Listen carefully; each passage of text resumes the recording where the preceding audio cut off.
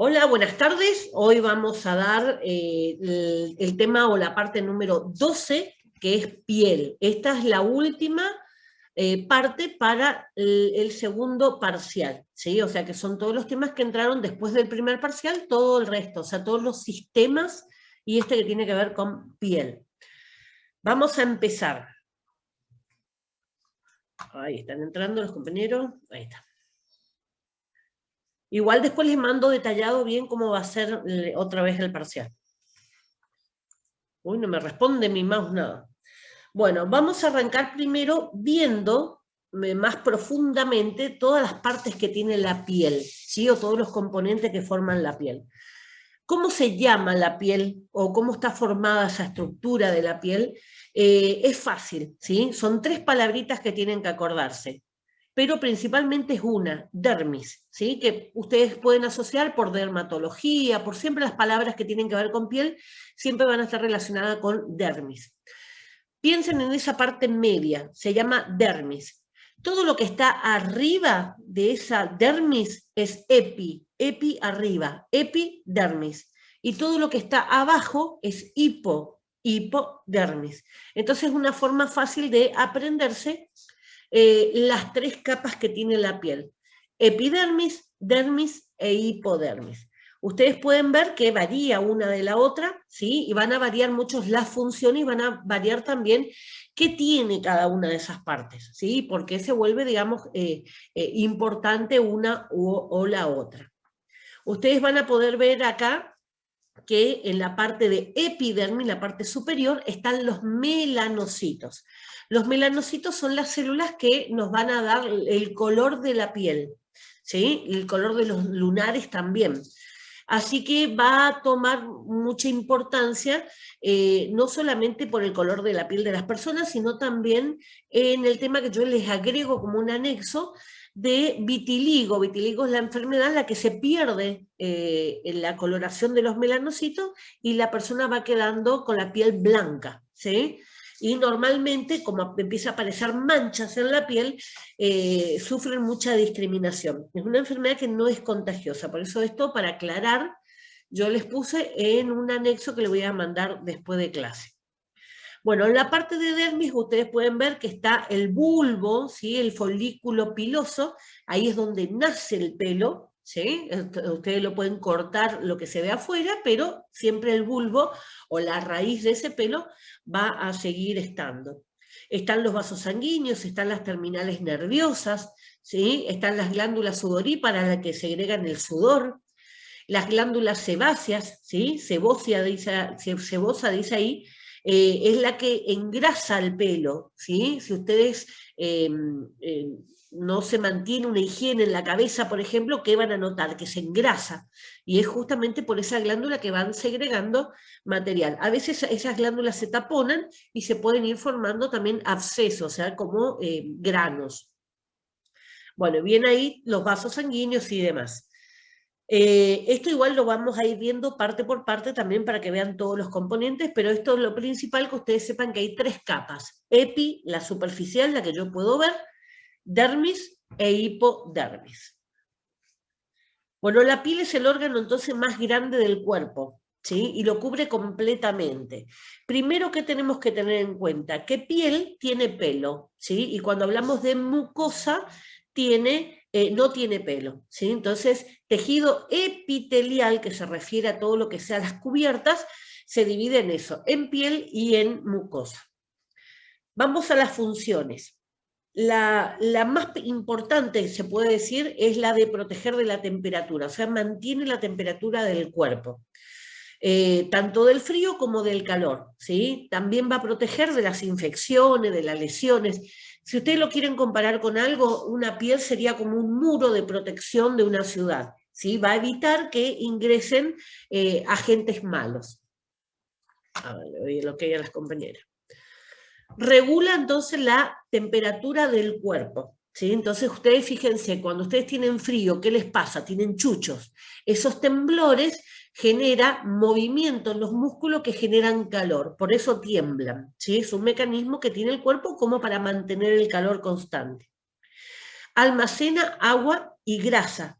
Esto es importante, el agua para mantenernos hidratados va a necesitar para cumplir las funciones vitales, y la grasa es como depósito de energía, ¿sí? Y también en aquellos casos para mantener el calor.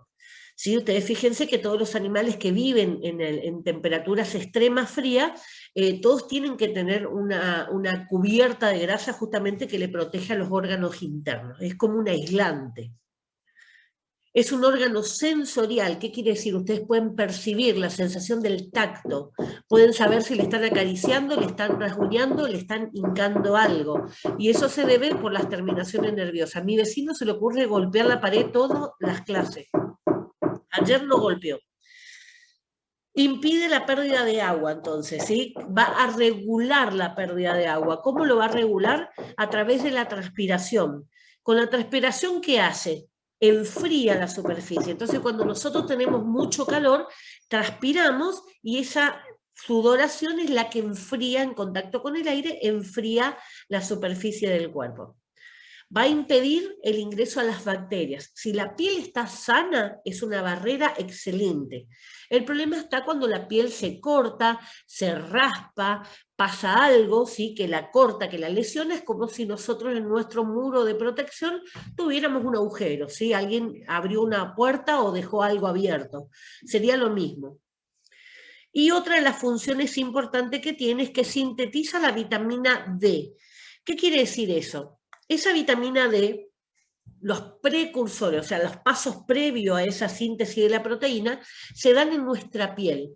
Y cuando tomamos contacto con el sol activa y termina ese proceso y se termina de formar la vitamina D. Por eso es tan importante tomar sol o estar expuesto al sol por lo menos 10 minutos diarios. Eso facilita, digamos, que se fabrique la cantidad suficiente de vitamina D, y eso va a permitir que el calcio se absorba fácilmente, ¿sí? O sea, yo puedo tomar miles de litros de leche, pero si yo no me expongo al sol por lo menos 10 minutos diarios, ese calcio no se absorbe. Eso es lo que significa. Entonces, muchas veces las personas mayores o las personas que están institucionalizadas, a las que están encerradas, ¿sí? Que no pueden salir al sol, muchas veces se les da calcio con vitamina D, o sea, hay preparados farmacéuticos que pueden reemplazar esa falta. Pero siempre hay que tener en cuenta que caminar, supónganse una escuadra en el sol, ya es suficiente. No es que necesitan ponerse un traje de baño y acostarse a tomar sol, ¿sí? Con solamente transitar por la calle ya sirve. Uy, está arriba del texto, no le veo. A lo largo de todo el cuerpo van a cambiar las características. Si ustedes prestan atención a su piel en este momento, empiecen a mirarse, ¿sí? Fíjense, hay partes que van a ser más gruesas, por ejemplo, los talones siempre son ásperos, ¿sí? Los codos, a medida que vamos quedando viejos, los codos empiezan a quedar. Los que trabajamos en escritorio tenemos el síndrome del codo, ¿sí? Que suelen estar engrosados de tanto apoyarse. Va a cambiar también el color y la textura, que se refiere a la aspereza. Dice, por ejemplo, la cabeza tiene más folículos capilares que en cualquier otro lugar, ¿sí? Salvo los pelados, pobrecitos, pero hay mayor cantidad de folículos, eso que ustedes veían ahí en la dermis, ¿sí? Raíz del pelo, en la cabeza. Dice, mientras que en las plantas de los pies no tiene ninguno. O sea, imagínense, si alguien tiene en la planta de los pies pelo, tendría que ver si se debe a algún otro problema, alguna otra enfermedad. Dice, además la planta de los pies y las palmas de las manos tienen una piel mucho más gruesa que el resto del cuerpo, ¿sí? Está engrosada justamente ¿para qué? Para facilitar, digamos, las tareas, ¿sí? Que podamos hacer con las manos o la fricción del pie en el piso o en el zapato. Fíjense las manitos de un bebé, por ejemplo, que no tiene el agarre de nada, siempre va a estar sumamente suave. Eso se va engrosando a medida que nosotros vamos haciendo actividades.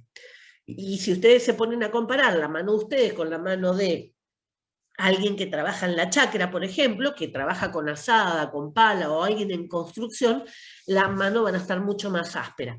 Y eso es lo que se refiere, es como una medida de protección que toma la mano, se engrosa la piel en esa zona, justamente para que no se rompa.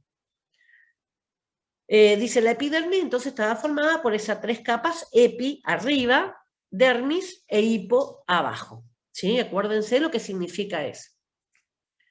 Vamos a la primera, la más superficial, la que yo veo de afuera, la epidermis. Dice, es la capa externa delgada de la piel que consta de 3 tipos de células. Las células escamosas, la capa más externa se pela continuamente, ustedes van perdiendo, ¿sí?, pedacitos de piel constantemente. Desde que una célula de la piel nace en la capa más baja, nace y va subiendo, ¿sí?, las células van subiendo, tarda aproximadamente un mes. ¿Sí? O sea que más o menos, si ustedes se ponen a pensar, estaríamos renovando, en el transcurso de un mes, estaríamos renovando toda nuestra piel. Aproximadamente eso es lo que tarda. A veces se acelera, como en el caso de la psoriasis, que es otra enfermedad de la piel que no es contagiosa, pero que genera rechazo social porque a la vista, ¿sí?, no es muy agradable. La psoriasis, ¿qué va pasando? Hace el proceso mucho más rápido, entonces esas células muertas se van acumulando en la superficie y empiezan a aparecer en el codo, en las manos, en las rodillas, ¿sí? Y a veces en caso más extremo aparecen en más partes del cuerpo, como una costra, ¿sí?, que es piel que se va pegando una con la otra y luego se va quedando color blancuzco plateado. ¿Sí? Es muy característico y va formando como unas escamas, ¿sí?, que esas escamas también se van soltando también oportunamente, ¿no? Pero digamos que todo ese proceso se ve mucho más acelerado y eso es lo que genera esas lesiones que por ahí puede chocar a la vista. No es contagiosa. Bueno, las células basales, que son las basales, viene de basamento, ¿sí?, de la base, como si usted haría una casa, la base que se construye la casa debajo del nivel de la tierra. Vieron que se cava pozo, se hace una base más fuerte y después se empiezan a hacer las paredes. Bueno, justamente es eso, la base donde empieza. Estas células basales se encuentran debajo de esas células escamosas. Y los melanocitos, como le decía, se encuentran en todas las capas de la epidermis, forman la melanina que le da el color a la piel. Por eso si hoy ustedes se ponen a tomar sol, hoy no se van a broncear, se van a broncear en el transcurso de los días siguientes, porque esas células que cambian el color van a ir llegando a la superficie, ¿sí? Lo que cambian son los melanocitos. Vamos a ver la capa que tiene esa, la primera, la epidermis. Bueno, ahí lo que yo quería que ustedes presten atención son a cómo se van formando, este sería un esquema de cómo se van formando desde la capa basal, la primer base de esa célula, y cómo lo va empujando hacia arriba. A medida que va empujando hacia arriba, van perdiendo, ¿sí?, las características normales de la célula. Ahí le hace todo cuadradito como para que ustedes lo imaginen. Pero a medida que van llegando a la superficie, van quedando con unas formas más alargadas, incluso la de la superficie, ¿sí?, se endurecen con queratina, por eso la piel es dura, es resistente. ¿Sí? Y esas son las células que nosotros podemos llegar a ver, las que están, digamos, sin núcleo y que están con queratina. Entonces, la idea era que ustedes puedan imaginarse que esas capas van empujando de abajo hacia arriba y las de arriba se van pelando, se van perdiendo. ¿Dónde los perdemos? Los perdemos en la ropa, los perdemos en la cama, los perdemos cuando nos bañamos. ¿Sí? Nosotros no prestamos atención a eso. Alguien que tiene una enfermedad de piel sí va a prestar atención a cuando se descama una herida o cuando pasa algo. Vieron que cuando se queman con tomando sol, por ejemplo, ¿sí?, se queman, se le despelecha la piel. Y bueno, ¿cuándo se despelecha la piel? Cuando otra piel le reemplazó. Por eso cuando se le forma ampollas, nunca las pinchen. Es el líquido que forman las ampollas, que puede ser una ampolla de quemadura solar o puede ser una ampolla de calzado, ¿sí?, o ampollas suponiendo que estuvieron trabajando con las manos y se le forma ampolla en la mano. Ese líquido es el suero de ustedes, ¿sí? Ese suero mantiene a ese lugar humectado y esperando que las capas más de abajo sigan subiendo y formen la piel definitiva. Si ustedes pinchan, es como si estuvieran abriendo un portón en su muralla de protección. Por ahí pueden entrar virus, bacterias, hongos y demás. Entonces lo que necesitamos es que esa piel quede protegida, que esté así la ampolla con líquido, hasta que sola, ¿sí?, se reviente. A medida que va subiendo la piel, la va a reventar.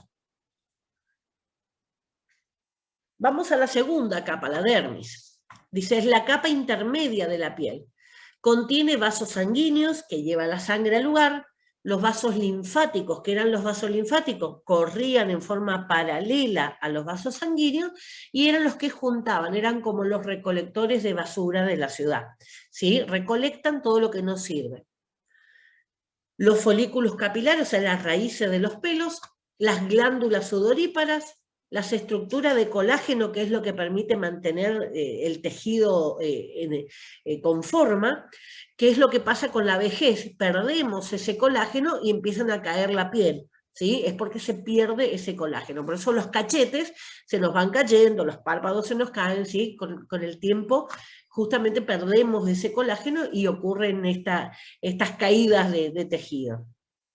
Los fibroblastos, que forman parte del colágeno, son los que mantienen la turgencia. Y los nervios, o sea, la capacidad sensitiva. Por eso duele mucho más una quemadura superficial que una quemadura profunda. ¿Por qué? Porque la quemadura profunda destruyó los nervios, entonces no tengo la sensación. Hay personas que han estado en un incendio, cosas graves, digamos, que han perdido parte de la piel, y uno se imagina que cuando lo ve así está sufriendo horrores y no siente, ¿sí? Cuando el paciente te dice que no siente dolor es porque esos nervios están destruidos. En cambio, a veces nos salpicamos con el agua del mate y nos duele horrores. ¿Por qué? Porque los nervios están intactos y perciben ese dolor completamente. Bueno, se mantiene unida por el colágeno, que mantiene a todos estos órganos en su lugar, que está formado por esos fibroblastos entonces.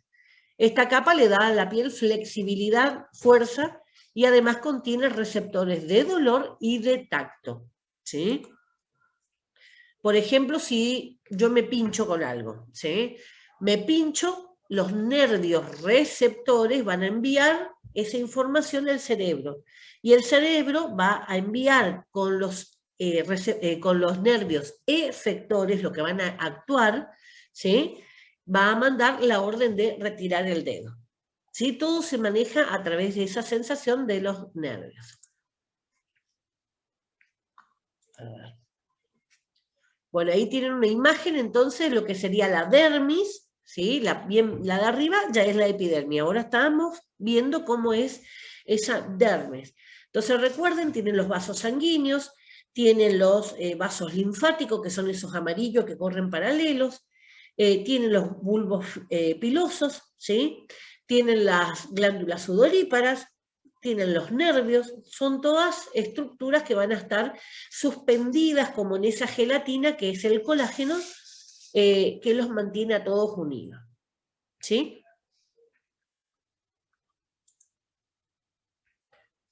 Cuando, acá les puse esto para que ustedes vean la diferencia, ¿sí? Está también todas las partes que tiene la piel, la epidermis, la dermis, la grasa subcutánea, ¿sí? Debajo de toda nuestra piel tenemos esa grasa que es en parte amortiguador y en parte aislante, ¿sí? Aísla del calor y del frío y amortigua los golpes que podemos recibir. Tejido blando, muscular y el hueso. Fíjense, las cremas van a penetrar hasta la epidermis. Y el sérum tiene otro tipo de componentes que lo que va a permitir es que ingrese más profundamente hasta la dermis. O sea que cuando yo necesito estimular el colágeno principalmente, sobre todo en todo lo que sean las cremas estéticas, siempre van a tener que ser del tipo sérum, porque esos son los que van a llegar hasta donde hay colágeno. Colocarme algo que tenga que ver con colágeno que solamente penetre en la epidermis no va a servir, ¿sí? ¿Por qué? Porque ahí no tengo colágeno, sino que ahí tengo las células de la piel. Bueno, vamos a ver los grupos de medicamentos que van a actuar sobre la piel. Vamos a los primeros antiacnéicos, acné, ¿sí? Granos. Los objetivos de la terapéutica del acné son reducir la seborrea, la grasa, ¿sí? Si ustedes han tenido granos cuando eran más chicos, ustedes son jovencitos, ¿no? Pero me refiero si ustedes o ven una persona que son de tener muchos granos, la característica principal es esa que constantemente está la piel como grasienta, ¿sí? Eso se llama seborrea. La retención sebácea, o sea, la retención de grasas dentro de esas glándulas sebáceas, y reducir la inflamación. O sea que la idea, ese tejido siempre se inflama, ¿sí? Y la idea es reducir esa inflamación para que vuelva a su forma natural de la piel. Para el primer objetivo se cuenta con preparados hormonales de uso sistémicos, estrógenos y ciprosterona, e isotretinoína. Esas son 3 hormonas que se usan justamente para poder reducir, digamos, esa grasa de la piel. Para el segundo, el peróxido de benzoilo, la tretinoína y la limpieza de piel, por sobre todas las cosas, para limpiar esos poros y que no se taponen con grasa. Por eso es tan importante el tema de la limpieza en el acné. Y para el último, el tema de la inflamación, el peróxido de benzoilo, antibióticos tópicos y orales, corticoterapia, o sea, terapias con corticoides, intralesional, adentro de las lesiones, porque no va a ser de toda la cara hinchada, sino que van a tener partes del tejido que está inflamado. El ácido acelaico y el zinc son todos componentes que tienen tantos productos de farmacia como productos de venta libre. Ustedes pueden ver muchos de los que se publicitan por los medios de comunicación que justamente se basan en peróxido de benzoilo o en zinc, ¿sí? Que son las mayorías, que tienen desde lociones para limpiarse hasta para jabones y demás. Bueno, este sería el caso de un acné. Ustedes ven ahí, hay distintos tipos, hay granos ya con pus, que son esas pústulas amarillas, el tejido está inflamado, ¿sí? Ven que debajo de esas lesiones se está formando nuevos granos adentro. Son tejidos, digamos, que necesitan este tipo de medicamentos, limpieza y este tipo de medicamentos para reducir. Vamos a los antihistamínicos y anestésicos locales. Los antihistamínicos pueden resultar de utilidad para el alivio de los síntomas producidos por las picaduras de insectos. Esto se usa mucho, sobre todo en los chicos, los antialérgicos, ¿sí? Que se utiliza justamente para las picaduras de hormiga, de mosquito y demás que le aparecen con ronchas. Entre ellos se encuentran para la vía tópica el dimetindeno, la prometacina y la tripelenamina. Tripelenamina es uno de los más comunes. Existen asociaciones de difenidramina o desclorfeniramina con sustancias de variada naturaleza y además diferentes preparados antipruriginosos a base de amoníaco, lidocaína, crotamitón, belladona, mentol, ictamol, alcanfor, cloruro de mercurio. Bueno, de todos estos, cuando ustedes ven una crema que tiene olor a menta, que tiene olor a eucalipto, normalmente son el alcanfor, mentol, ¿sí? Que son sustancias refrescantes, que le da la sensación de que alivia. Entonces, por eso se utilizan este tipo. Cuando hay, supónganse, urticarias y demás, se utiliza eso como para aliviar la picazón o el ardor. Bueno, lidocaína se utiliza obviamente en aquellos lugares donde duele, ¿sí? Entonces en esos preparados se le agrega lidocaína, sobre todo en el tema de las quemaduras. Bueno, ahí tienen distintas ronchas, ¿sí? Y sobre todo esto sirve como para identificar, cuando lo vemos, qué fue lo que le hicieron sobre todo a nuestros hijos, poder identificar fácilmente de quién es, digamos, la picadura. Fíjense la roncha de un mosquito, creo que acá no tuvieron en cuenta los mosquitos de Misiones, que dejan ronchas mucho más grandes. Bueno, pero una hormiga normalmente genera, fíjense que hay diferencia. La abeja normalmente deja el aguijón, ¿sí? Así que hay que tener cuidado con el aguijón. Bueno, la garrapata es muy raro que ustedes la vean así como está ahí, pero puede pasar que la garrapata se instale en el ser humano, sobre todo si comparten mucho con perros que tengan garrapata. Y van a notar que está la garrapatita y está inflada, ¿sí? Porque empieza a chupar sangre. La garrapata chupa sangre igual que la pulga, igual que los otros parásitos.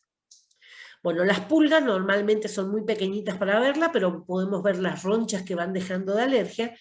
Y la araña tiene esta particularidad que deja 2 agujeros, ¿sí? Esto es como para que ustedes puedan diferenciar bien cuando ven una picadura. Tienen que tener 2. La araña jamás deja una, ¿sí? Siempre deja 2 orificios. Así que para que ustedes lo puedan identificar más fácilmente, sobre todo si es algo más peligroso o la persona es alérgica, ¿sí? Hay personas que son alérgicas. Sobre todo el tema de la abeja, muchas personas que son alérgicas a la abeja y les puede matar, ¿sí? a ese punto de la gravedad. Y la garrapata también tiene un inconveniente con el tema cuando son garrapatas que están enfermas. No todas las garrapatas van a transmitir alguna enfermedad, pero sí aquellas que tienen alguna carga viral o algo extra, que ya viene de otra persona o de otro animal, eso sí puede generar, digamos, la aparición de enfermedades en el ser humano. Qué sé yo, a ver, por ejemplo, la enfermedad del Lyme. La enfermedad del Lyme la transmiten las garrapatas que están enfermas, no las garrapatas en general. ¿Sí? Y eso, bueno, genera también un montón de trastornos para el ser humano y cuesta muchísimo la recuperación. Bueno, vamos a ver otros. Despigmentantes. O me agarré con el trabalengua. Despigmentizantes, ¿sí? Solo están indicados cuando la hiperpigmentación se localiza en la epidermis y después que las medidas generales y preventivas, como evitar o usar protección solar, evitar el sol o usar una protección solar, evitar los perfumes, ¿sí? Evitar el uso de anticonceptivos, que son los gestágenos, y algún otro, eliminar algún otro producto que pueda ser causante, si eso ha fallado, ¿sí? Ahí en esos casos se usa este tipo de drogas. Cuando aparecen manchas en las pieles, normalmente se debe por algún tipo de medicamento o alimento que estemos consumiendo, o el uso de algún medicamento. Por ejemplo, si ustedes usan corticoides en la piel, en una parte de la piel, y se exponen al sol, esa parte que tiene corticoides, pongo a grabar. Bueno, les decía que cuando aparecen manchas en la piel, lo que va a hacer la dermatóloga primero va a ser tratar de eliminar cualquier otra causa, ¿sí? Que sea ajena al cuerpo. Entonces ahí se revisa todo lo que sean los medicamentos, los alimentos que estén utilizando, los perfumes, ¿sí? Las cremas, todas las posibilidades que hay para dejar por último el recurso de que sea la propia piel la que esté alterando el color. ¿Sí? Muchas veces la carga hormonal genera manchas en la piel, sobre todo en la mujer embarazada por la carga hormonal, y esto también se repite a veces en las mujeres que utilizan anticonceptivos hormonales. ¿Sí? Pueden aparecer manchas en la cara, sobre todo alrededor de la boca, ¿sí? Que se llaman cloasma, son máscaras que normalmente cuando termina el embarazo desaparece o cuando se deja el anticonceptivo también va a ir desapareciendo, pero puede llevar mucho tiempo en desaparecer. Bueno, entonces en estos casos, cuando fracasa todos los otros tratamientos, se va a este tipo de productos. La hidroquinona es el fármaco idóneo, pues no provoca despigmentación permanente, o sea que va a servir para esos lugares donde me quedó una mancha y lo puedo eliminar más fácilmente. Se ha mostrado eficaz en las melanosis solares, o sea, superexposición al sol, el melasma y las efélides. Fíjense un poquito, piensen un poco en las personas que, los camioneros, ¿sí? Que manejan mucho tiempo, terminan con un brazo bronceado y el otro no. Los taxistas, ¿sí?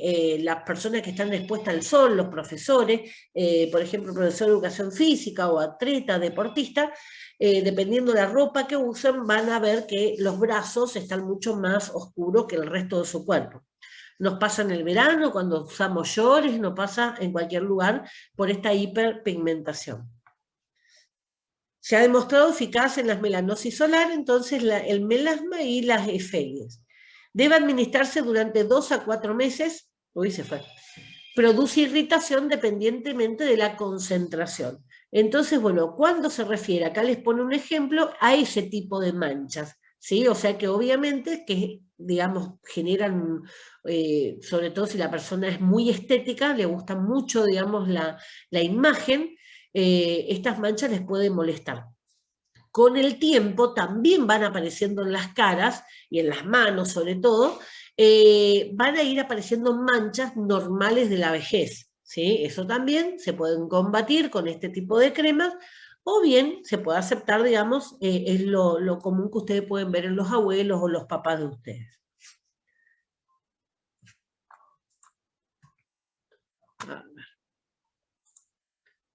Dice, normalmente se emplean concentraciones que oscilan entre el 2 y el 5%, variando su eficacia en relación directa con ellas, o sea, dependiendo de las personas. ¿Sí? Hay pieles más sensibles, menos sensibles, pero siempre se trata de ir por lo más mínimo posible de concentración.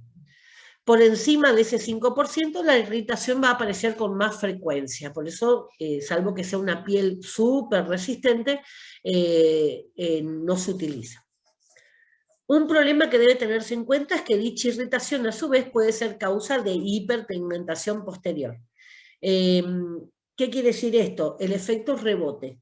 Si yo uso demasiado concentrado ese producto, lo que va a hacer es que mi piel se defienda y la forma que tiene nuestra piel de defenderse es oscureciéndose, ¿sí? Entonces la hiperpigmentación va a volver a aparecer. El mecanismo de acción de la hidroquinona no se conoce muy bien, proponiéndose la inhibición de la oxidación de la tirosina para su conversión en dopa. ¿Qué quiere decir esto? Son sustancias que están en nuestro cuerpo, ¿sí? La tirosina es un aminoácido, su paso hasta que se convierte en dopamina, que es un neurotransmisor.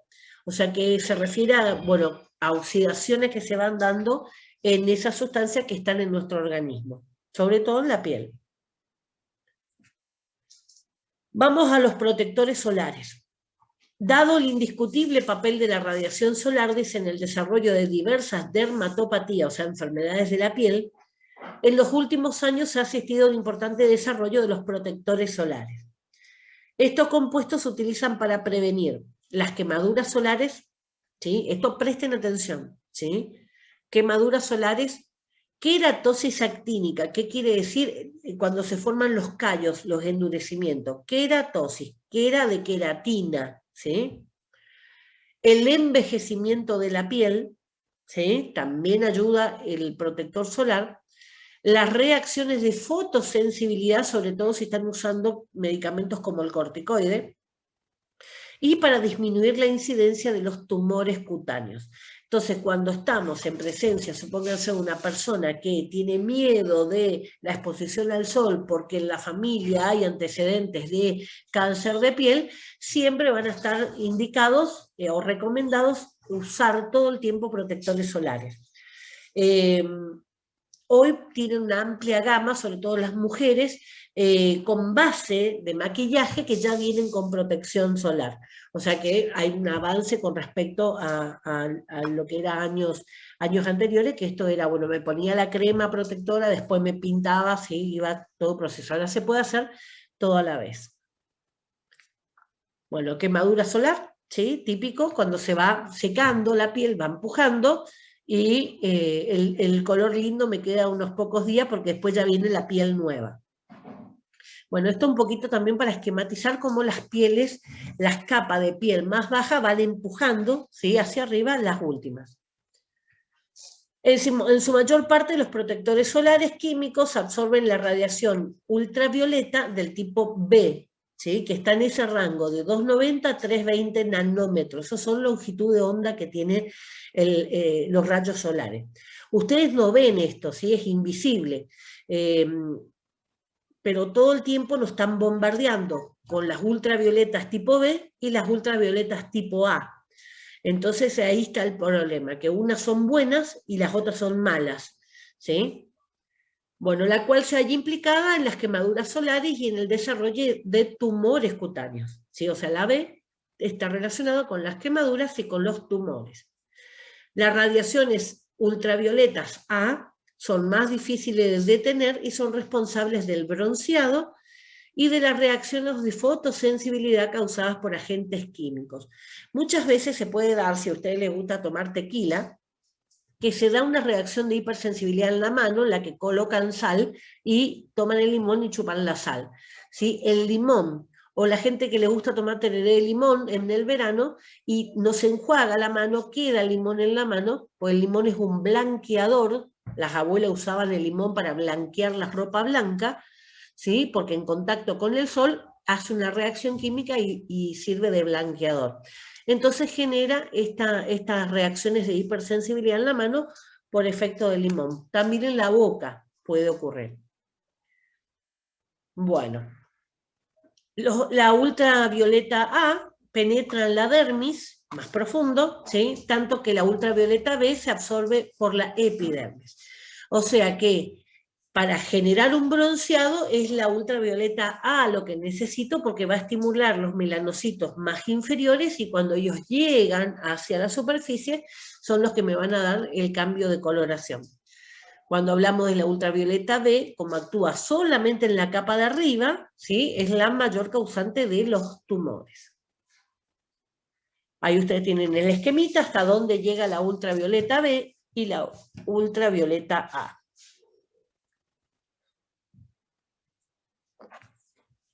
Los protectores solares se identifican por el denominado factor de protección solar. Esto también es importante. ¿Qué significa factor de protección solar? El cual es el cociente resultante de dividir la cantidad de energía requerida para producir un eritema, un enrojecimiento significa mínimo en presencia del protector, por la cantidad requerida para producir el mismo efecto en ausencia del protector. El factor ya le explico qué es esto. El factor de protección, el cual se expresa como un número, puede llegar hasta 50, hay hasta 60 en este momento en el mercado. Se recomienda no usar protectores con un factor superior a 30, pues las ventajas de su uso parecen irrelevantes. En realidad no, ¿sí? Se recomienda dependiendo la zona, cuanto más derecho cae el sol, el horario, más fuerte también el factor de protección. Y lo que tienen que tener en cuenta es que ya cuando hablamos de 40 para arriba ya no se habla tanto como bronceador o protector solar, sino que se habla de pantalla solar. Cuando hablamos de pantalla solar, quiere decir que bloquea completamente. Esto es lo que se utiliza sobre todo en los niños, ¿sí? Las pantallas que cuando se colocan queda blanco, ¿sí? Pareciera como que no se absorbe la crema, queda en la superficie porque bloquea, por eso es pantalla. Bueno, ¿qué significa esto? ¿Cómo consigo entonces este factor? Es la división entre, arriba, la cantidad de tiempo que llega, que yo puedo estar expuesta al sol hasta que me quedo colorada. Supónganse, me puse la crema, me voy al sol y estoy 2 horas en el sol y recién ahí empieza a aparecerme todo colorado. Hay personas que pueden estar mucho tiempo en el sol sin nada y no les pasa nada. Hay alguien que está 5 minutos y ya queda todo rojo. Por eso depende de cada persona. Bueno, supónganse que estoy 2 horas, ¿sí? Ahora, sin la crema, ¿cuánto tiempo estoy en el sol para llegar a ese mismo grado de color, de ese enrojecimiento? Supónganse que media hora, ¿sí? Entonces es dividido las 2 horas, dividido la media hora. Eso es lo que me da el factor de protección. Eso es lo que significa ahí el primer tramo. Entonces el cociente de dividir, el resultado de dividir, la cantidad de energía requerida para producir un eritema mínimo en presencia sin la presencia del protector. O sea que la idea es ver cuánto tiempo más yo puedo estar expuesto al sol con esa protección. Hay que ver también porque hay diferencias, ¿sí? A veces la gente se pone el bronceador, después entra la pileta le saca, salvo que sea resistente al agua. Pero en su mayoría siempre la reposición es importante, ¿sí? La gente por eso se olvida, se pone una vez y después se olvida, y el desgaste, la transpiración, si hace calor en el lugar, todo va a hacer que se vaya eliminando y la piel quede otra vez expuesta. Dice, por último, como estos compuestos se suelen usar en relación con el baño al aire libre, posee interés conocer si están preparados para resistir total o parcialmente el agua. Cuando resiste totalmente, se llama waterproof, y cuando es parcialmente, es resistente al agua, ¿sí? Water resistant. El agua, o si son resistentes al sudor, ¿sí? Aquellos que son deportistas. Los primeros mantienen sus efectos hasta 80 minutos después de haber tomado el baño y los segundos 40 minutos. ¿Sí? O sea que eso es importante. O sea, si se ponen, van a la playa, supónganse, pasado la hora o antes, ¿sí? Porque son 80 minutos, antes volver a colocarse nuevamente el protector. Los terceros, dice, mantienen su protección después de unos 30 minutos de sudoración intensa, esos que son resistentes al sudor. Los filtros solares no deben utilizarse en niños con menos de 6 meses de edad. Normalmente, ¿qué se recomiendan los bebés? Se recomienda la ropa larga, ¿sí? Ustedes van a ver como si fueran buzos, ¿sí? Se les pone a los bebés manga largas, ¿sí? Y gorrito, todo, para evitar ponerle este tipo de crema a ellos por la piel extremadamente sensible. Van a ver muchísimo que tienen las piernitas libres muchas veces, pero los bracitos tapados. ¿Por qué? Porque son los que más les recae el sol, por ejemplo, en la playa. Vamos a los glucocorticoides tópicos de cremas. Los glucocorticoides de uso tópico suelen poseer una elevada potencia antiinflamatoria, bien por sus propiedades farmacológicas son cualitativamente semejantes a las de compuestos de uso sistémico, o sea que usar corticoides en crema es prácticamente igual que tomarme un comprimido corticoide. Tras su absorción percutánea que atraviesa la piel, ¿sí? Puede ocasionar supresión de la función renal. Fíjense, es tanta la absorción que si yo uso continuamente corticoides, también me va a anular mi glándula suprarrenal, ¿sí? Asimismo, tras su aplicación constituyen un reservorio cutáneo, por lo que teóricamente no es necesario aplicarlo más de una vez al día o incluso cada 2. Y hay gente que cree que este tipo de productos se tiene que utilizar cada 8 horas y demás, y lo que se hace es acumular corticoides en la parte debajo de la piel, ¿sí?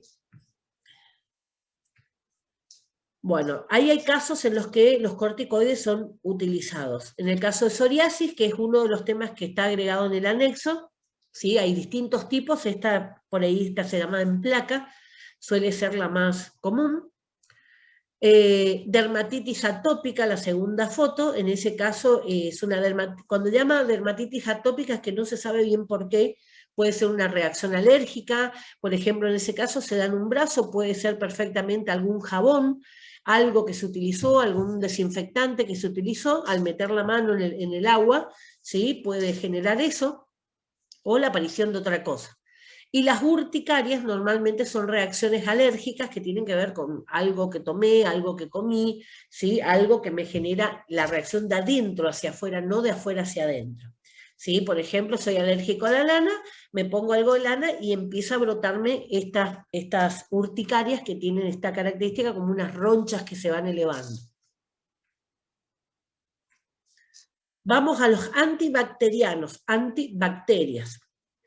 Los antibióticos que solo se usan por vía tópica se encuentran formando combinaciones.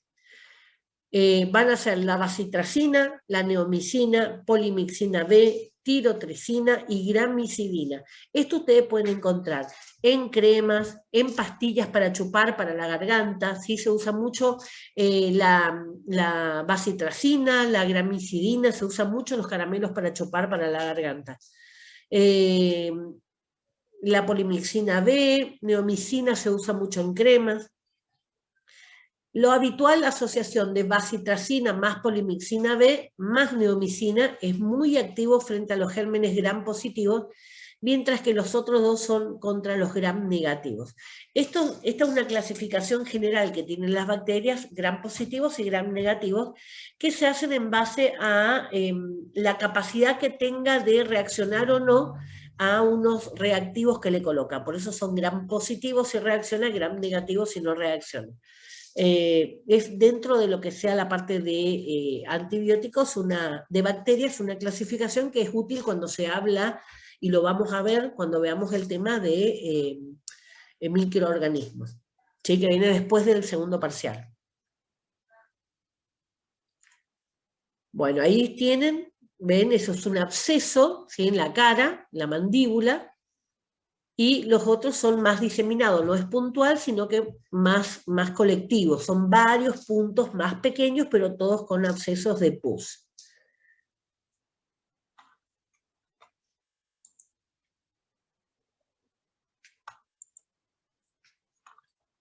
Vamos a los antifúngicos o antihongos. Los antifúngicos tópicos pueden resultar de interés en el tratamiento de la dermatofitosis. ¿Qué quiere decir? Crecimiento de hongos en la piel. Deben acompañarse o no de tratamiento sistémico dependiendo de la localización. ¿Qué quiere decir? A veces la crema sola no es suficiente y se tiene que tomar en forma sistémica, ¿sí? Puede ser una inyección, puede ser un comprimido, puede ser un líquido, pero siempre apurar desde adentro a través de la sangre y desde afuera a través de la piel. Esto se da mucho en el tema del tratamiento de la micosis de uña. En la micosis de uñas tiene que ser paralelo al tratamiento, porque si no pueden estar años con las pinturas para las uñas, pero si no va por dentro también a través de la sangre el medicamento, no hay caso, ¿sí? Son sumamente difíciles de curar. Los tratamientos de hongos para las uñas suelen durar años, ¿sí? O sea, no estamos hablando de una semana, sino que estamos hablando de meses siempre. No menos de 6 meses, con eso le tiro una idea. Bueno, entonces va a depender de dónde esté localizado, de la extensión, cuánto de piel ocupó, la gravedad que tiene, no todos los hongos son iguales, y la etiología, o sea, cómo va avanzando esa infección. Algunos de estos mismos fármacos pueden usarse también por vía sistémica. Por lo general, las micosis superficiales con poca afectación inflamatoria responden suficientemente al tratamiento tópico. ¿Dónde pueden aparecer hongos? Acá en nuestra zona, Misiones, con el calor, con la humedad, pueden aparecer en los pies, entre los dedos, ¿sí? Detrás de las orejas, en las axilas. Si la persona es gorda, en los pliegues de la piel. En los chicos también hay que cuidar mucho los bebés que son regordetos y tienen las vueltas, ¿sí? Los rollitos. Hay que vigilar siempre la limpieza porque ahí también puede aparecer. No necesariamente tiene que ver con una falta de limpieza, pero sí la falta de limpieza favorece mucho más el crecimiento. Sin embargo, la onicomicosis, la candidiasis y muchas de las tiñas son cuando pierden el color de la piel, requieren además un tratamiento sistémico. Onicomicosis es de la uña. De cualquier modo, la eficacia de estos preparados depende una buena parte de la duración de la terapéutica, siendo recomendable no interrumpirla durante 2 a 4 semanas según los casos. Mucho más los casos de uña. Bueno, ahí tienen hongos de un bebé, muchas veces por el uso de chupete, ¿sí? Puede vomitar, puede quedar resto de leche y eso fomenta la aparición de hongos en el lugar. La segunda foto, un hongo inguinal, fíjense que está sumamente avanzado, esto sí o sí necesita tratamiento sistémico, aparte del dolor que debe ser eso por la piel, como se ve, es demasiado grande, ya tiene costras, tiene todo, así que grave la situación. Hongos en la cabeza, muchas veces la pérdida de pelo se da por hongos, ¿sí? En el lugar, porque esos hongos van matando también los bulbos pilosos y bueno, esos son cabellos que ya no se recuperan. Cuando no es tan profundo, la penetración de ese hongo puede, una vez que se termina el hongo, volver nuevamente el pelo a salir. El famoso pie de atleta, el hongo igual que el Roquefort, ¿sí? El mismo hongo, que justamente aparece en esa zona por falta, a veces por falta de secado, no tanto de limpieza, sino de secado. Y por usar zapatos cerrados todo el tiempo. Entonces siempre ventilar los dedos y secar lo mejor posible. Como vimos en el tema de diabetes, el pie pasa a ser muy importante para el paciente diabético. Y este tipo de cuadros, de hongos, por ejemplo, en el diabético aparece mucho más rápido, porque al estar la sangre más dulce, el hongo tiene superalimento, ¿sí? Entonces va a aprovechar mucho más rápido el crecimiento. Vamos a los antivíricos, o sea, antivirales. De los antivíricos recientemente desarrollados, solamente unos pocos pueden resultar de utilidad en curas tópicas para el tratamiento de la viriasis cutánea, o sea, tiene que ser algún proceso viral de piel. El aciclovir, más conocido, más utilizado, en crema al 5%, de utilidad sobre todo en el herpes genital y el herpes simple. Recuerden que el herpes es una enfermedad muchas veces de transmisión sexual. El herpes simple es el famoso fuego San Antonio que aparece en la boca, en la terminales nerviosa de la boca. Una vez que la persona se contagia de herpes, lo tiene de por vida, ¿sí? Lo que pasa es que se curan las lesiones, se guardan los virus en los nervios y después de un tiempo puede volver a aflorar. Muchas veces se contagian en etapas de bebés, ¿sí? Con el tema del chupete, que la mamá, el papá, con la lesión en la boca, le contagian al bebé, o los famosos besos, gente que le encanta besar a los bebés en la boca, no se le besa la boca, no se le besan la mano a los bebés, porque los bebés llevan la mano a la boca, sería lo mismo. Y antes no se sabía, se le llamaba justamente fuego San Antonio, decían estoy mal del estómago, ¿sí? Y sin embargo es una enfermedad vírica, ¿sí? Un virus. Bueno, les decía que no tiene cura. Y normalmente está separado. El herpes 1 está en la boca, la zona de la boca, y el herpes 2 está en la zona genital.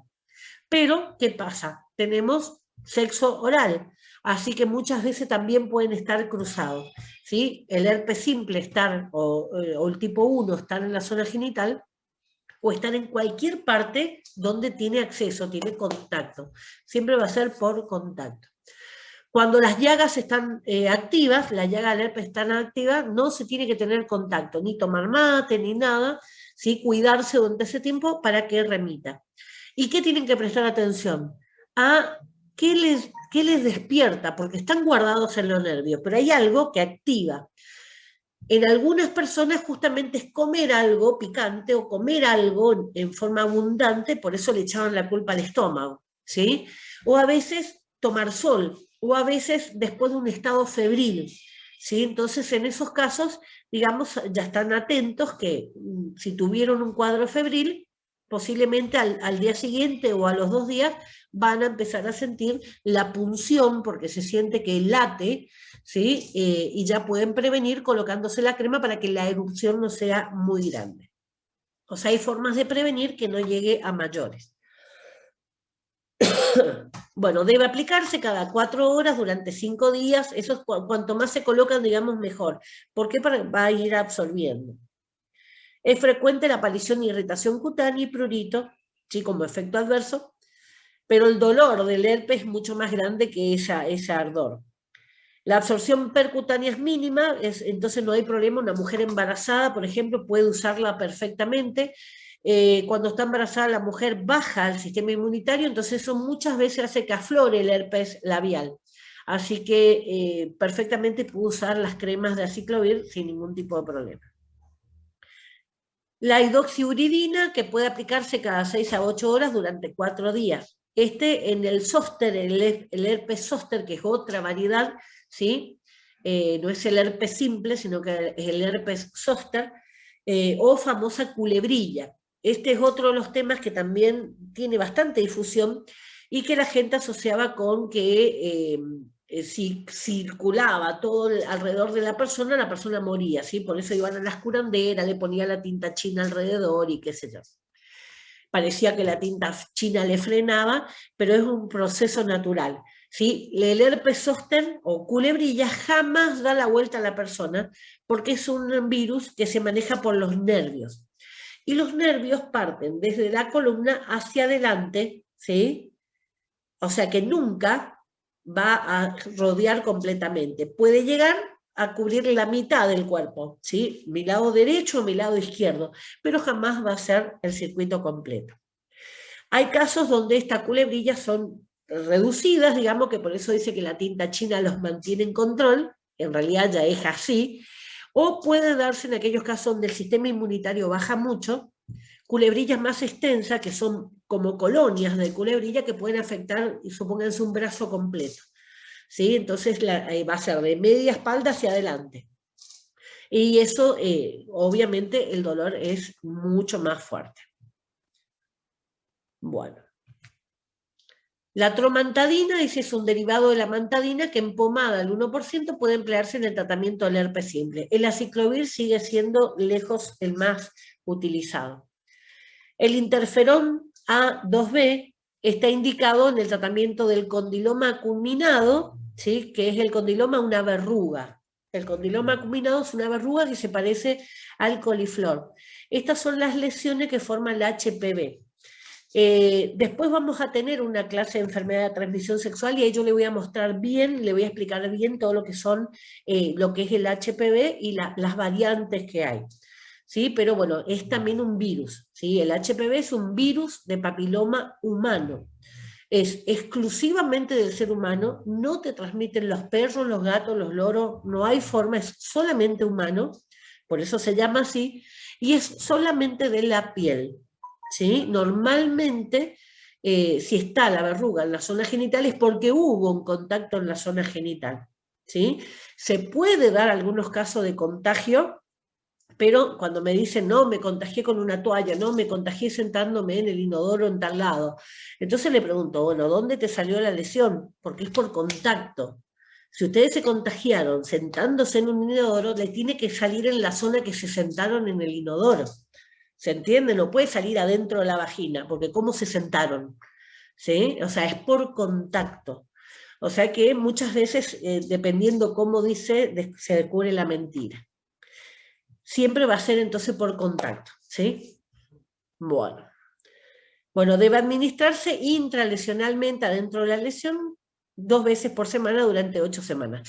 Por eso cuando veamos la enfermedad de transmisión sexual vamos a ver todos los métodos que hay para curar. Tipos de herpes, entonces. Acá está la imagen como para que sepan de qué estamos hablando. El herpes tipo 1, que es el herpes labial. El herpes zóster, la culebrilla, miren que está del ombligo para un lado, ¿sí? Nunca va a girar alrededor. O sea que la amenaza de la curandera, de que si no le ponen la tinta china, gira alrededor y mueve la persona, no es cierta. Y el otro es un pene, en el cual tiene el tipo 2, ¿sí? Esas que van a hacer son ampollitas, ese líquido que está en las ampollitas tiene muchísimos virus, así que al romperse van contagiando las zonas que están alrededor. Llega un momento que eso madura, queda como un granito y luego se rompe y forma una úlcera, ¿sí? Por eso el proceso tarda aproximadamente 10 días en curarse. Si no hacen nada, se cura solo, ¿sí? Se cura solito. Así que lo único que hace es calmar, digamos, el aciclovir, lo que hace en esos casos es tratar el dolor, ¿sí? Abajo tienen todas imágenes del HPV, distintas formas que pueden presentar. La primera es la boca, ¿sí? Obviamente ahí hubo un contacto sexual. El otro es el cuello de un pene, ¿ven? Entre la cabeza y el cuerpo, el cuello, que es la zona de preferencia en los hombres y es la zona donde mayormente tienen que controlarse y lavarse bien para eliminar cualquier tipo de contacto. Enseñarles desde pequeños a retraer el prepucio, retraer el pene, la piel, ¿sí? Para pelar el pilín, como se le dice a los chiquitos, para limpiarse y higienizarse bien. La de al lado también es un pene, ¿sí? Con las verrugas ya de otra forma, porque hay muchas cepas, hay más de 200 cepas, y pueden tener características distintas. Y el otro es un ano, donde está completamente cubierto de verrugas también. Hermosa foto. Antiperspirantes, ¿sí? Anhidrótico o antitranspirante. Hay todo un debate con respecto a esta sustancia. Hay desodorantes y hay antitranspirantes, ¿sí? Tienen funciones distintas. El desodorante, como dice su nombre, desodoriza la piel, pero no impide la transpiración. En cambio, el antitranspirante evita que las glándulas transpiren, que la piel, los poros, transpiren. Normalmente, quienes usan esto, los que transpiran mucho. Hay personas que transpiramos la cabeza, y otros que transpiran las axilas, y otros que transpiran la espalda. Hay gente que transpira la mano cuando está nerviosa. Cada uno tiene sus características. Y a veces esa transpiración rompe, ¿sí?, o interfiere con el normal desarrollo del trabajo o la vida cotidiana de una persona, lo traumatiza o le hace sentir mal. Entonces, acude a este tipo de sustancias. Le decía que hay controversia porque hay todo un grupo, digamos, que habla de que está relacionado los antitranspirantes de axila con la aparición de cáncer de mama. No los desodorantes, los antitranspirantes. ¿Por qué? Porque modifican como un bloqueo, ¿sí?, para evitar la salida de la transpiración, y eso podría estar relacionado con la aparición de cáncer. Hay otra comunidad, ¿sí?, que dice que no tiene nada que ver. Así que, bueno, eso sigue siendo parte del debate. El formaldehído y el cloruro de aluminio hexahidrato puede utilizarse como ayuda en el tratamiento de la hiperhidrosis, así como en el tratamiento pre- y postquirúrgico de las verrugas. El formaldehído es sensibilizante alérgico, por lo que su uso debe hacerse con las debidas cautelas. ¿Por qué? Porque es irritante. Ahí tienen imágenes cuando se transpira mucho el cuello, o sea, cuando estamos haciendo ejercicio es lógico, ¿sí? Pero hay personas que transpiran todo el tiempo.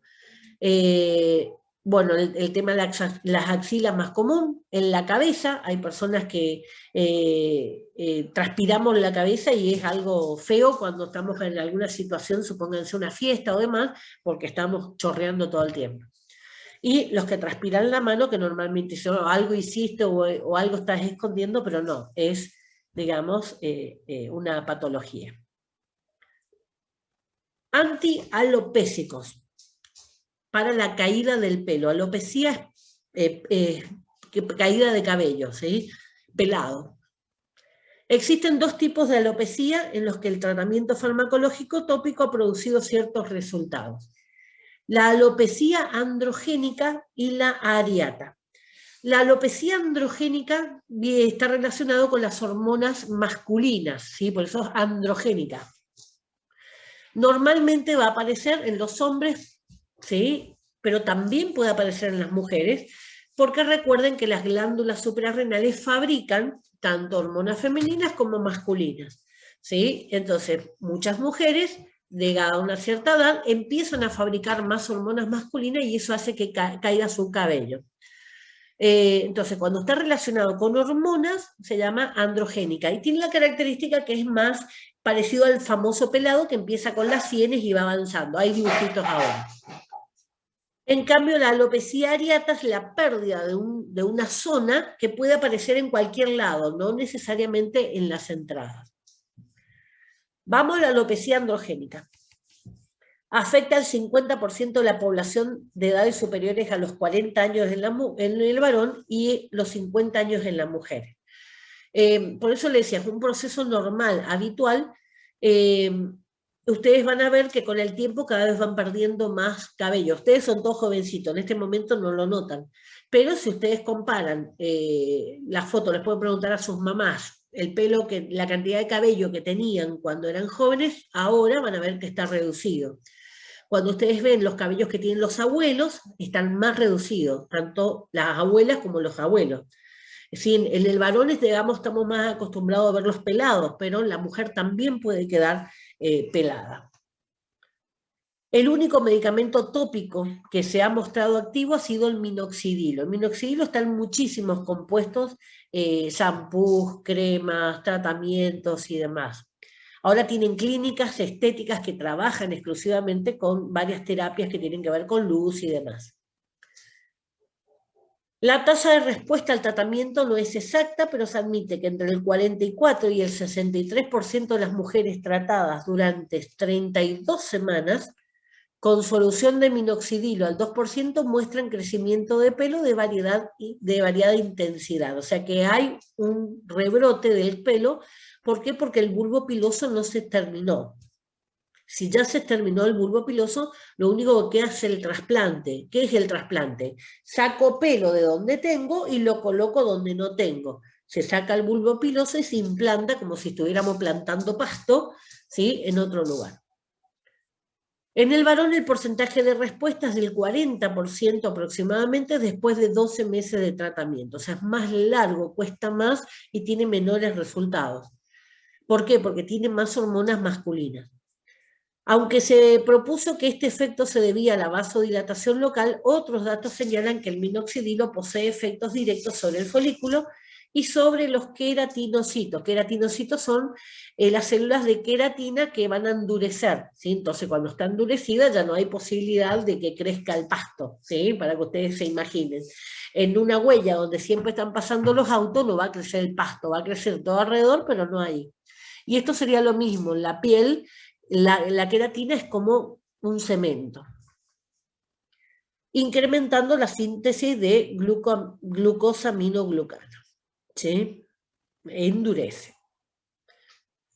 El fármaco se aplica en solución al 2%, 1 o 2 veces, 1 mililitro 2 veces al día. Se absorbe poco, pero no debe pasarse de 2 mililitros al día para evitar la aparición de efectos sistémicos. Cuando se suspende, la alopecia se reanuda. La alopecia areata puede haber afectado al 1% de la población con 40 años y ser rebelde a las drogas. Se ha empleado con variable éxito la administración intralesional adentro de las lesiones de corticoides. En la actualidad, algunos fotosensibilizantes tópicos como la antralina y la difenciprona están en estudio. Este tipo de problemas genera por ahí la mirada crítica del otro. Lo mismo que le agregué en el anexo, es un material que habla acerca de vitiligo y psoriasis. No entra en el parcial eso, pero para que ustedes tengan conocimiento de eso, lo que genera es por ahí la mirada crítica del otro que hace que una persona se sienta mal, ¿sí? Por ahí si vemos a un hombre pelado no nos llama tanto la atención, pero si vemos a una mujer pelada estamos mirándole porque nos llama la atención. Así que bueno, puede ser por diversos motivos, incluso el cáncer, ¿sí? El tratamiento para el cáncer genera la pérdida del cabello. Bueno, ahí está la forma en que va a... Bueno, sigo grabando. Acá ustedes tienen la imagen de cómo se va dando esta alopecia androgénica, ¿sí? La que tiene que ver con las hormonas. Fíjense, en el caso del arriba muestra cómo es la pérdida de cabello en la mujer y cómo es la pérdida de cabello en los hombres. Normalmente los hombres, ¿qué van a tener? Van a tener más marcado todo lo que sea las entradas, ¿sí? Siempre los hombres se caracterizan por eso. En cambio, en el caso de las mujeres, se van a caracterizar por la pérdida de cabello en la zona de la corona, ¿sí? Arriba, en la zona alta de la cabeza. Así que para que ustedes vean cómo se puede ir perdiendo tanto hombres como mujeres, pero en el caso de los hombres, como tienen más hormonas masculinas, es donde se ven más afectados. Bueno. Esta es la alopecia areata, pareciera hongos a primera vista, ¿sí? Puede darse en cualquier parte del cuerpo. Esto tiene que ver también con una enfermedad autoinmune, no es contagiosa, esto no es un hongo. Si fuera un hongo, reaccionaría a los antimicóticos, picaría la lesión, este tipo de alopecia no pica. Así que normalmente en esta zona lo que hacen es colocarles implantes, ¿sí? Pero esto es una de las enfermedades autoinmunes también. Depende de la gravedad, el estrés puede ser una de las causas, va generando, digamos, la aparición de esta zona. Bueno, a ver. Me fui, ahí está. Se me va para el otro lado, ahí está. Antiseborreicos. Para la caspa. Los agentes con actividad antiseborreica son el azufre, que es el más común, ¿sí? Que más está utilizado en todo lo que sean hasta para el jabón de la sarna, ¿sí? Utiliza azufre. Comercializado como jabón, también admite formas galénicas, o sea que prepare el farmacéutico en la farmacia como crema acuosa. El zinc piritionato, que suele incorporarse a los champús, eso es muy común también en varios champús anticaspa. Pero la supresión de los síntomas parece ser incompleta, o sea, siempre hay problema con las capas, nunca lo soluciona completamente. El sulfuro de cadmio en suspensión al 1% y sulfuro de selenio en suspensión al 2,5%. El problema es que tras su empleo suele desarrollarse la seborrea nuevamente en más de la mitad de los pacientes.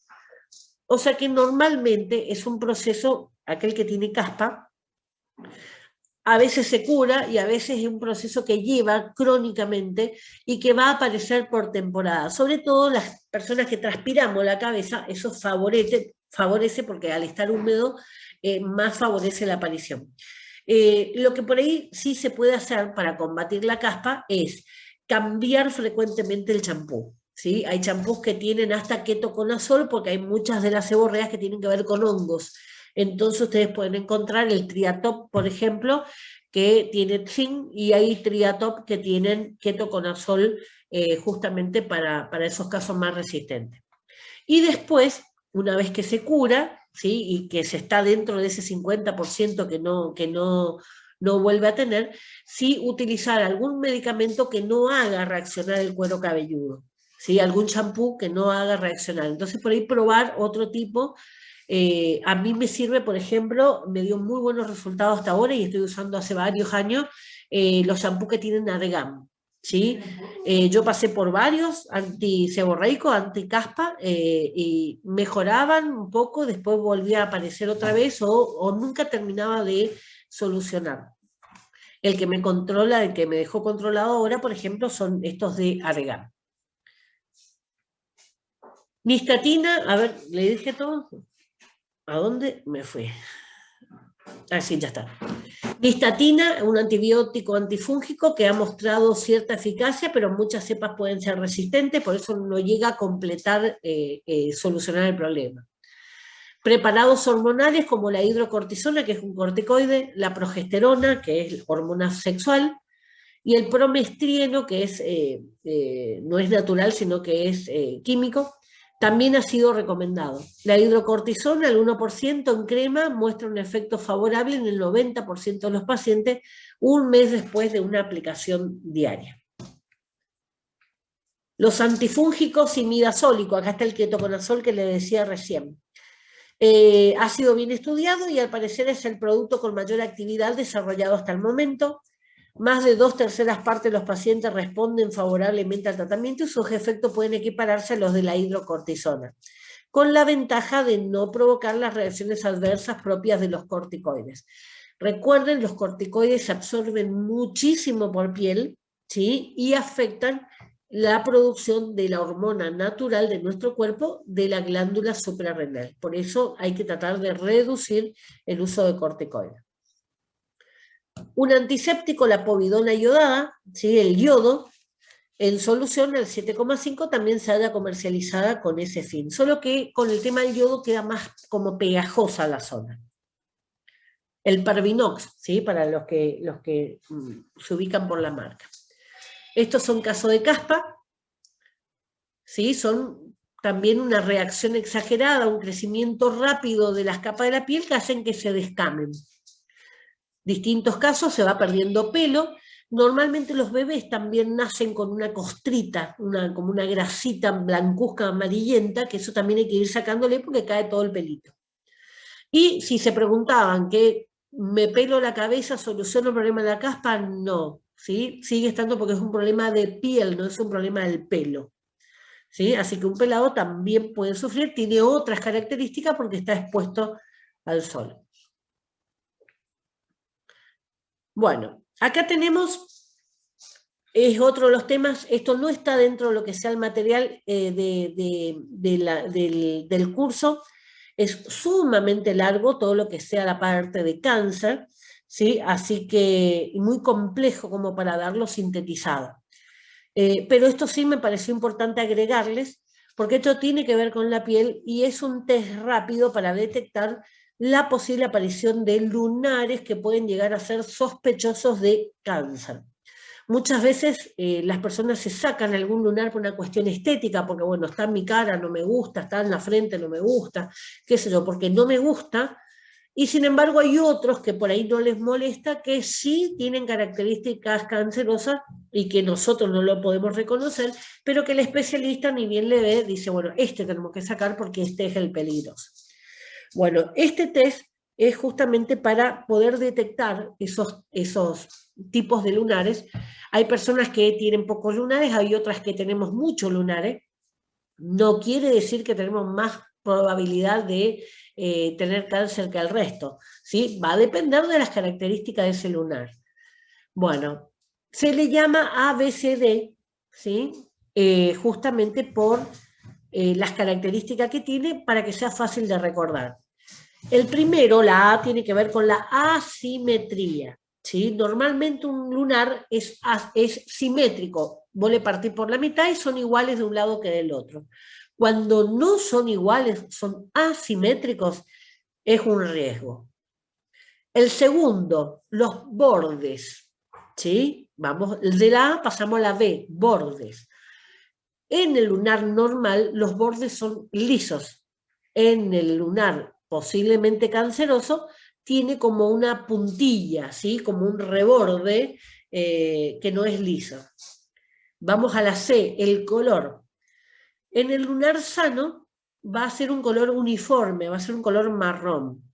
Ahora, cuando ustedes ven en ese lunar marrón puntos negros o un marrón muy oscuro, un marrón chocolate, estamos hablando de posiblemente sea. No quiere decir que sea, son factores que si les vamos sumando pueden tener su incidencia. El diámetro. Normalmente en los lunares comunes son de menos de, un poquito más de medio centímetro. En cambio, los lunares más grandes son los que más comprometidos están. Y por último, la evolución. ¿Qué quiere decir? Que crece. Un lunar que siempre tuvo el mismo tamaño, no pasa nada. Cuanto más vaya creciendo, empezó chiquitito y ahora está así grande, me agarra toda la espalda. Bueno, esos son más peligrosos. O sea, son factores que yo los puedo ir sumando y si es simétrico, no es simétrico, si tiene los rebordes, si tiene distinta coloración, si mide 3 centímetros, si era chiquitito y creció, son 5 factores que me están dando una gran probabilidad. A esto le tengo que agregar si sangra, si pica, ¿sí? Normalmente los lunares que tienen pelos, según los especialistas, dicen que no son peligrosos, por lo menos una buena. Hay muchas personas que tienen lunares en la cara, a veces lunares grandes con pelo, que le suelen llamar lunar de vaca, ¿sí? Porque se parece mucho a la textura, pero pueden ser totalmente inofensivos, ¿sí? Entonces, normalmente si el lunar tiene pelo, suele ser más inofensivo que los otros. Ahí les muestro cómo se ve, estas son fotos reales, ¿sí? En cuanto a la simetría, fíjense cómo es redondito, si yo lo parto por la mitad en forma horizontal o lo parto en forma vertical, me va a dar siempre muy parecido de un lado que del otro. Entonces, en esos casos, estamos hablando de que sería un lunar normal. Fíjense cuando estamos hablando de un melanoma, que es melanoma cáncer de los melanocitos, ¿sí? De la que me da la pigmentación del lunar. En ese caso, fíjense que es totalmente asimétrico. Vamos a los bordes, borde liso, y si estamos con un borde irregular, más riesgo de cáncer. Ahora ya veo que se están mirando los lunares y encuentran que se parecen a todos. Son probabilidades, no quiere decir que sea cáncer. El color parejo debería ser, y fíjense abajo cómo cambia el color en una zona. El diámetro, normalmente pequeños, 5 medio centímetros, ¿sí? O cuando es mayor a eso ya aumenta el riesgo. Y la evolución, ¿sí? Cuando no cambia, siempre está igual a que después ustedes vean que cambió, o la forma, o el tamaño, o el color, cambió algo, ¿sí? O empezó a picar, o empezó a sangrar, también es para avisar siempre.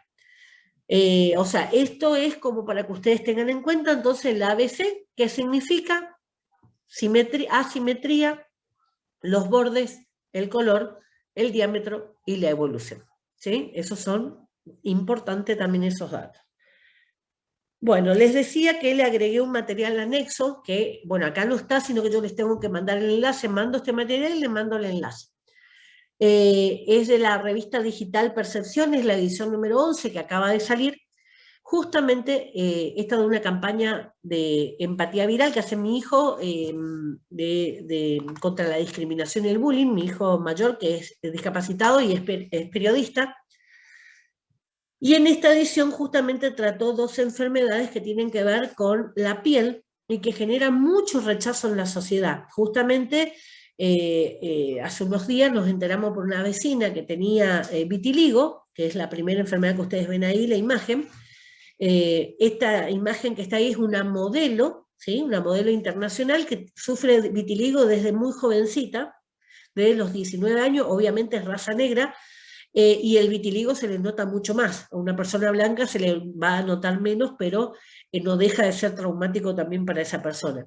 Pero ella, en lugar de deprimirse, lo potenció, lo usó, es hermosa, y entonces ayudó mucho a la aceptación de otras personas. Es una patología que está extendida en todo el mundo, no es contagiosa, es autoinmune, ¿sí? Ahora cuando veamos la parte de vacunas les voy a explicar todo lo que es esto de la inmunidad.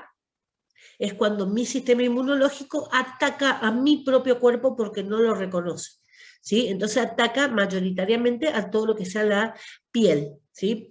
Entonces, en este caso, me genera un ataque a los melanocitos, los decolora, ¿sí? Y genera estas manchas que pueden ser pequeñas a grandes, incluso cubrir el 100% del cuerpo. La otra enfermedad también de piel, también autoinmune y que tampoco contagia, es el vitiligo. El vitiligo ahí le puse la característica más común en el codo, pero esto se suele extender a las manos, a los brazos, a las piernas, las rodillas, al cuero cabelludo, ¿sí? Eso me tocó a mí, yo fui la discriminadora. Vi un caso de una chica que tenía, no sabía que la psoriasis podía salir en el cuero cabelludo, conocía los codos, la mano, pero no conocía que podía salir en el cuero cabelludo. Pensé que era un caso de caspa, ¿sí? De seborrea, y pensé en el momento que le vi todo tomado, la cabeza, la nuca de la persona, pensé esto, qué puerca, cómo no usa algo para solucionar la caspa, y no era caspa, ¿sí? O sea, era psoriasis, o sea que cualquiera, yo creía que conocía, no sabía la variedad que había de psoriasis, y bueno, en la revista le explican las distintas fases que tiene. Así que la idea es que transmitir a todos que este tipo de enfermedades no se contagia, sí tienen un factor hereditario, o sea que si yo tengo vitiligo, posiblemente le transmita a mi hijo vitiligo, ¿sí? No en todos los casos, es muy particular, muy pequeño el porcentaje, pero digamos no es contagioso, ¿sí? O sea, perfectamente pueden abrazarse todos, no hay ningún tipo de contagio con esto. Así que bueno, esto le mando el enlace como para que lo puedan leer, y de ahí incluso empieza, digamos, con un artículo de enfermedades autoinmunes como para que lo puedan entender mejor. O sea, todo lo que tenga que ver con discriminación y bullying justamente es aprender a conocer la parte médica para justamente no tener conceptos errados como me pasó a mí. Estamos entonces, bueno, fíjense, este material anexo no entra en el parcial, ¿sí? O sea, solamente lo que son de las clases. Lo de diabetes que le mandé como material especial tampoco entra, así que no se preocupen. Así que bueno, la clase que viene tenemos el parcial. Durante la semana les voy a ir mandando, como la vez pasada, les voy a ir mandando quién va a rendir presencial, quién va a rendir por formulario, el tema de la hora también, si van a rendir en el momento o van a rendir después. Y recuerden que terminado el examen, vamos a hacer la clase de trazabilidad, que es el tema 24. Bueno, estamos entonces, cualquier cosa me avisan. Bueno, a ver. lo puedo cerrar. Ahí está.